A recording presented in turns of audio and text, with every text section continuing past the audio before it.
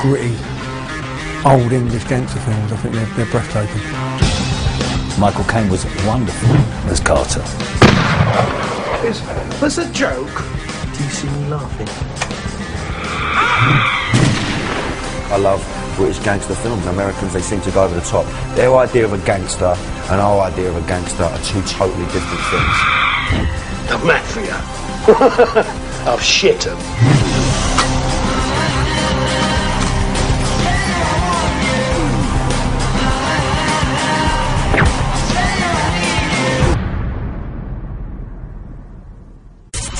What's in it, Jack? Get Carter has not really aged. I mean, you could actually take that scene where Michael Caine's in bed with a woman with a shotgun and he confronts everybody. Don't let us interrupt you. Today, that scene would be slightly different in as much as there'd be blood and guts everywhere. Come on, Jack, put it away. You know you won't use it. Where there was no blood, hardly any blood. Out. One of the reasons why I love Get Carter is obviously being a southerner, being a cockney. You know, I love the premise of it. I love the idea of Michael Caine's character, who's naughty, you know, he's got a bit of a history, loses his brother, doesn't know what's going on, goes up north, right, on his jack, right, and deals with these northerners, right, and he does it with so much charisma and grace. We'll see you when you've got your drawers on. He's got that ability, Michael Caine. He never looks flustered. He's just so sexy, and you know, and the idea of why he's doing it. You know, he's not doing it for money, which is usually gangster films are about money or greed, or he's doing it out of love. He's doing it for the love of his brother, and you know that's what chokes me up more than anything else. And he gets his retribution. He gets it. He finds the geezer. At the end, that final scene, I love the set. It's perfect for a final big fight, really, on that slag heap with the conveyor belts. It's a real battle, that. Because this is what the film's all building up to, you know. It's all building up, and he has it with him. He has it with him. It was you. It was you who poured it down, wasn't it? I remember watching Get Carter with my dad, and there's one scene where Michael Caine chases Ian Hendry to kill him. But if you look at that film, the level of violence compared to today, it's not, you look at it and you think, it wasn't really that violent. You can pass the bottle round when the car went over the top. Hey! It's just as powerful when Caine hits him over the head and it cuts away to another image. Goodbye! The way it was made, the way they shot it, the way that actually you don't have to see anyone, you know, being bludgeoned to death. You take it as read. You know, and the beautiful thing of him raising the gun, the butt of the gun, you know he's going to iron him out, cuts away to the trolley bin. It's a very brave thing to do that, you know. Almost a cocky thing to do as well. I like that. And that's why I love British gangster films. I love the, you know, the way that we deal with things quite subtle.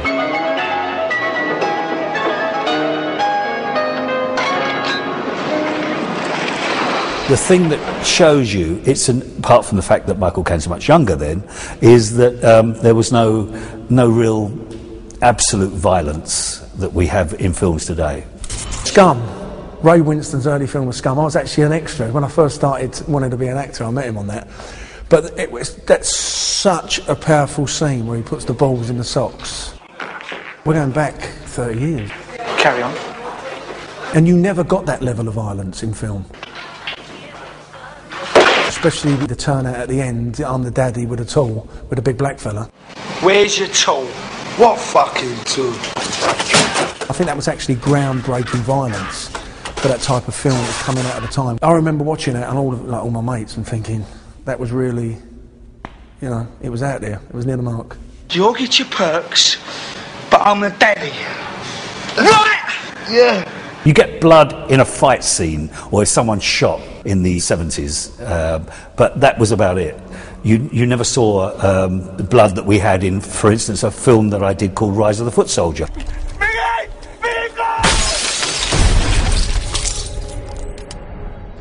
In Rise of the Foot Soldier, we ran out of blood. We had to send out for blood. There was no blood left in London. Craig Fairbrass, he walked away with that film. He became Pat Tate. What's your problem, mate? Well, I can't live off a fucking fucking toppings? Because it's not on the menu, sir. What are you talking about on a fucking menu? We're talking about cheese, you cunt. Listen, deliver the fucking pizza she wants. Oh, I'll come down there and fucking open you up. Although I think Julian Gilby was a very, very talented filmmaker, it was shot in such a visceral way that it was actually so, you know, it made me feel uncomfortable. Who am I talking to?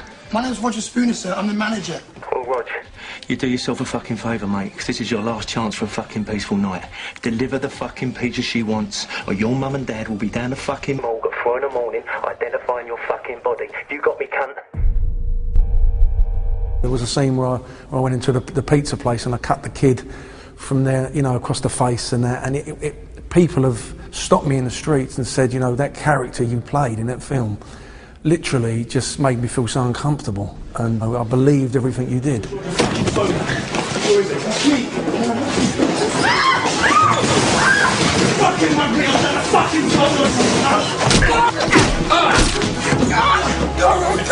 I've seen that before, fucking toppings. You give it me, you cunt, won't you? Yeah. Fucking give it to me, will you? Yes!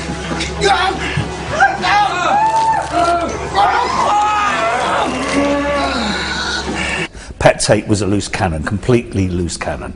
And apart from the fact that people who spoke to us about him said that he changed when he took up weightlifting, went on steroids and drugs and everything else, he became a complete loose cannon. Everybody knew who Pat Tate was. He was a legend in the Essex underworld after a quiet meal down the Happy Eater in Basildon.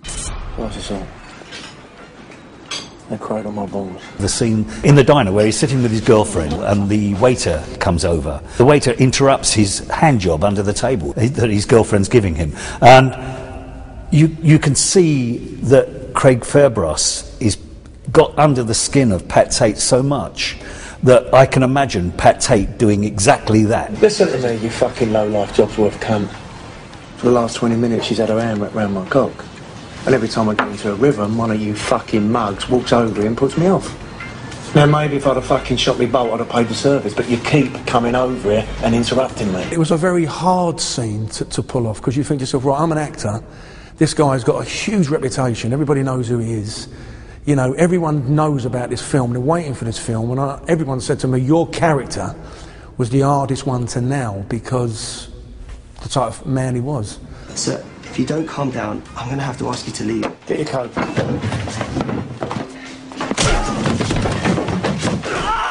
Oh, well done, mate. Shut your fucking mouth! I think today's portrayal of violence, you know, with the advent of computer games and kids and what is actually accessible now on the internet, and our people's views and people's, you know, the imagery that you're bombarded with, everybody wants more.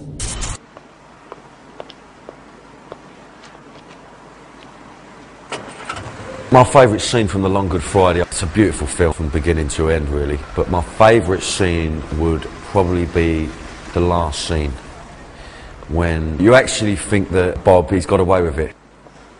He walks out absolutely oblivious, gets in the back of that cab.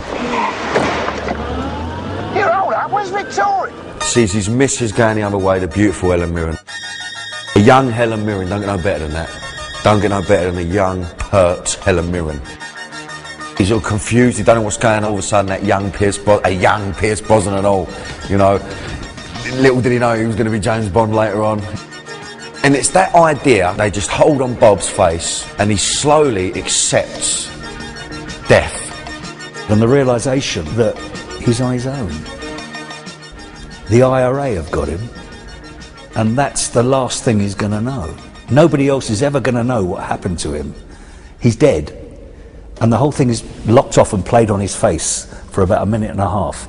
Now, as an actor, there's many ways of playing that. You know what I mean? You would think fear. You know, it's fear, panic, try and get out.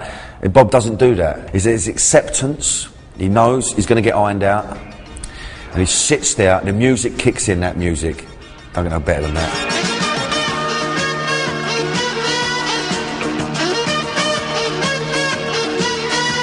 And he actually has the front to smile. And it's a scene as an actor, like myself, it's sort of scenes that you would relish. you know, because you can go where you want with that.